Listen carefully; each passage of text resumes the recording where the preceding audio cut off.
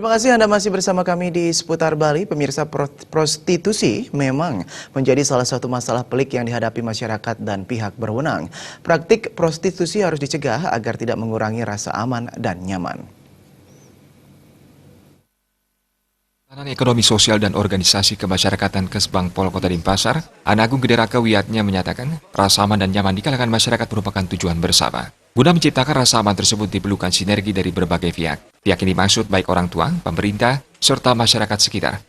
Upaya pencegahan yang paling sederhana yang bisa dilakukan, yakni memberikan penyuluhan terkait upaya pencegahan praktek prostitusi. Masyarakat dalam hal ini juga memiliki peran yang sangat penting untuk mengantisipasi hal tersebut, karena masyarakat bisa mengamati hal tersebut secara langsung. Daripada konstitusi penyakit masyarakat ini di masyarakat, agar masyarakat itu tahu persis mana dampak dari prostitusi ini. Penyuluhan ini hanya sifatnya pencegahan aja. Nah, kita tidak berani akan menuntaskan ya sifatnya. Tidak mungkin kita akan tuntaskan. Nah, ini cuma sifatnya pencegahan aja. Pemahaman terkait praktek prostitusi sangat penting diketahui oleh masyarakat guna mencegah hal tersebut. Desa